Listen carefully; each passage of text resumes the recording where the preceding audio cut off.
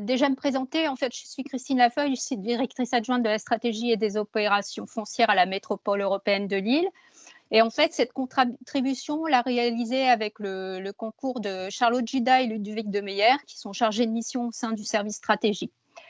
Alors là, toutes les diapos passent en même temps. Donc en fait, voilà, l'idée, c'est de partager avec vous une réflexion qu'on a depuis quelques années au sein du service et notamment au travers du zéro artificialisation nette, en s'interrogeant sur le fait est-ce que ce n'est pas une nouvelle mesure qui plaide pour une articulation du sol, ses fonctions et ses services avec le foncier et la planification.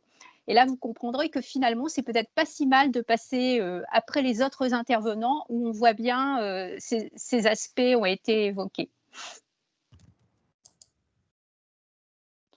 Donc en fait, déjà revenir un petit peu à la base. Donc le sol, c'est un support physique hein, qui reçoit les activités humaines, nos constructions, etc. C'est aussi un milieu, comment dire, vivant qui accueille d'autres espèces, des vies qu'on souhaite aujourd'hui protéger. C'est aussi une ressource et c'est aussi du terrain à vendre et à acheter.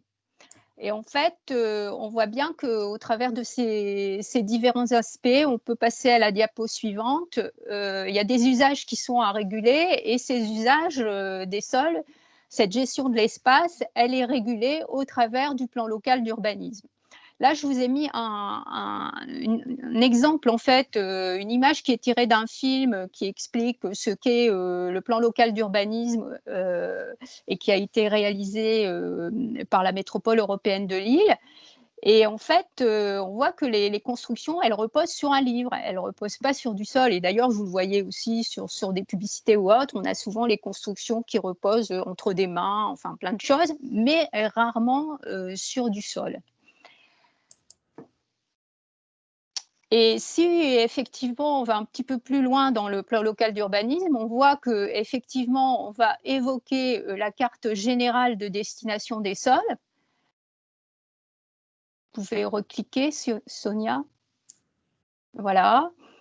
Et ensuite, on va retrouver le mot sol, en tout cas en ce qui concerne notre règlement, au travers des sites et sols pollués.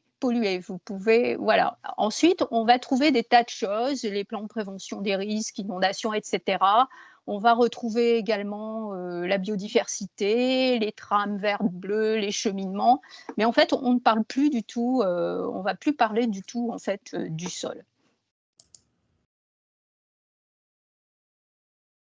Donc en fait, ce qu'on peut conclure, c'est que peut-être que le PLU ne s'intéresse pas au sol dans sa définition pédologique et il va s'intéresser à quelques fonctions et quelques services sous l'angle de l'urbanisme, de la destination des sols et dans un objectif de protection qui est à la législation.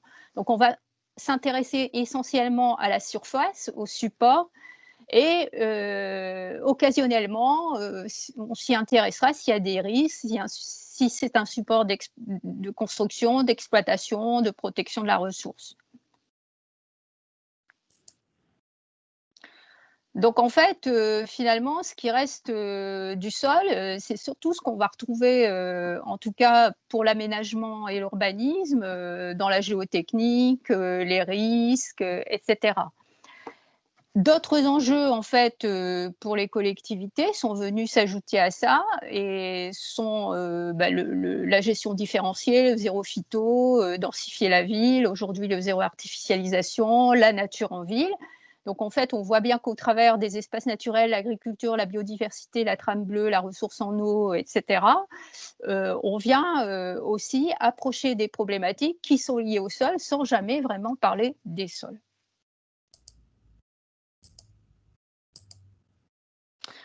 Donc en fait, le constat technique qu'on peut peut-être faire, c'est que finalement les documents de planification peuvent afficher des intentions qui sont irréalisables ou peu souhaitables au regard simplement de seules caractéristiques ou du contenu du sol.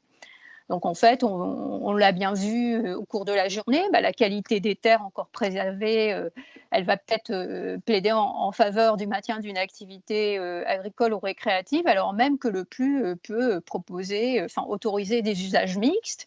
On a des enjeux de biodiversité qui vont se révéler supérieurs au projet d'aménager. On peut avoir des servitudes, donc le droit privé qui vient interdire des projets, etc.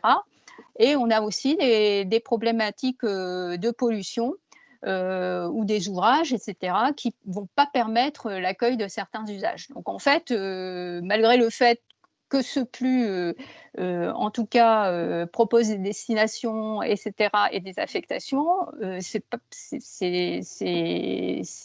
c'est une possibilité qui peut être offerte, mais pas réalisable.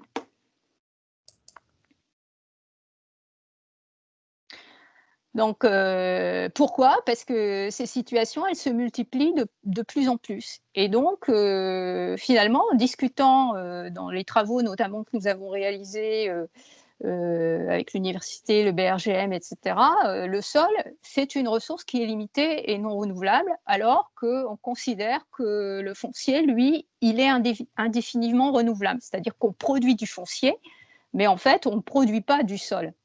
Et aujourd'hui, cela pose question. Et ça crée véritablement des tensions et des conflits. D'autant plus que les collectivités, elles sont soumises à de fortes concurrences d'usage. Il faut créer du logement, on l'a vu, on a des problématiques de transport, l'activité économique, des espaces publics. Et en plus des attentes nouvelles, l'agriculture qualitative, de proximité, les problématiques de santé environnementale, l'eau, la nature, le climat, la biodiversité. Alors, dans un contexte où finalement il faut lutter contre l'étalement urbain, donc le foncier du renouvellement, le foncier aujourd'hui le principal gisement, ça devient le foncier du renouvellement urbain. Donc c'est quoi? Des friches, des biens immobiliers sous-occupés dégradés ou des espaces vacants. Et en fait, la problématique, c'est que, on est confronté à de nombreuses contraintes sanitaires, économiques, juridiques, et techniques, et on l'a bien vu aujourd'hui, qui font en fait, du renouvellement urbain une affaire d'experts. Et en fait, une des questions que je me pose souvent, c'est pourquoi, en fait, 20 ans après la loi SRU, renouveler une friche industrielle, la réhabiliter, c'est encore souvent un exercice, expérimental et fait au cas par cas. Donc on a effectivement des contraintes physiques, hein, du bâti, de biodiversité, eau, etc., des contraintes d'intervention en milieu urbain. Et on a aussi des contraintes de gestion de projet parce que beaucoup d'acteurs, un enchevêtrement des réglementations, des pressions socio-économiques du projet urbain et des études de faisabilité importantes à réaliser.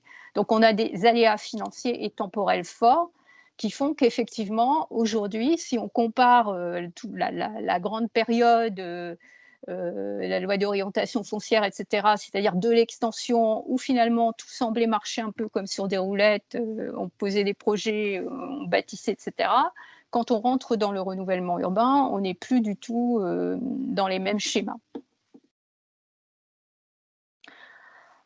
Et là où finalement on remet un petit peu le foncier et la stratégie foncière au centre de ça, c'est que la définition classique de la stratégie foncière, c'était un peu quel outil foncier ou comment, en tout cas pour les collectivités, on va aller chercher du foncier pour mener des projets. Et aujourd'hui,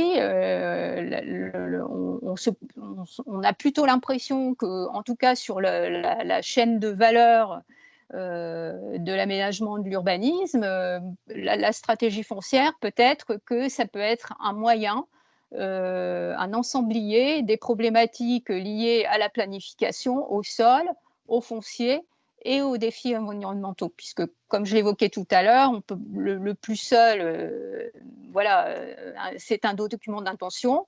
On voit bien qu'on a des multiples législations ou des souhaits, des recommandations, etc. à suivre. il y a une connaissance du sol à avoir pour pouvoir mener des projets, en tout cas dans de bonnes conditions et surtout dans des délais et avec des techniques qui sont maîtrisées.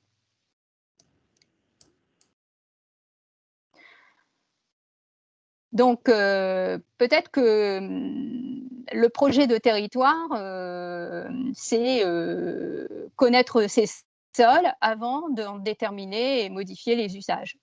Connaître ses sols, c'est ses qualités, ses fonctions et ses services. Et avant d'en déterminer ou modifier les usages, je pense qu'on l'a vu au travers de différentes présentations aujourd'hui, c'est quelles attentions particulières on y portera. Est-ce qu'on a des enjeux de restauration? Et quand on doit dégrader les sols, finalement, quelle est la pertinence de cette dégradation? Alors en conclusion, je voulais citer un propos de Madame Gisèle Jourda qui a fait, au nom de la commission d'enquête sénatoriale pollution industrielle et minière des sols, assumer ses responsabilités, réparer les erreurs du passé et penser durablement l'avenir. Une réflexion, c'est qu'à la différence de l'air et de l'eau, et on l'a vu juste avant aussi, dont la protection fait l'objet d'un arsenal juridique sophistiqué, les sols trop souvent envisagés par le prisme du droit de la propriété sont restés le parent pauvre de notre législation. Et en fait, d'un point de vue technique, je dirais qu'aujourd'hui, le sol, on l'approche par rapport à ce qu'il y a dessus, dessous, de temps en temps, par rapport à ce qu'il peut être, mais jamais en tant que tel. Et en fait, il est approché au travers de différents champs juridiques, hein, différentes typologies de législation. Et donc, il est complètement atomisé, alors que dans la réalité du projet, alors qu'il soit urbain ou pas, on approche toutes les thématiques d'une manière globale. Donc en fait, la vraie question qu'on peut se poser, pourquoi ne pas plutôt essayer, en tout cas, de reconnecter foncier, sol et planification, plutôt que par des moyens détournés, essayer de protéger ou mieux utiliser le sol.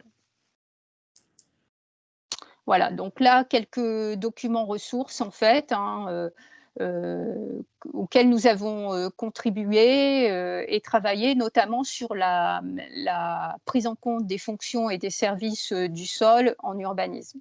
Je vous remercie beaucoup de votre attention.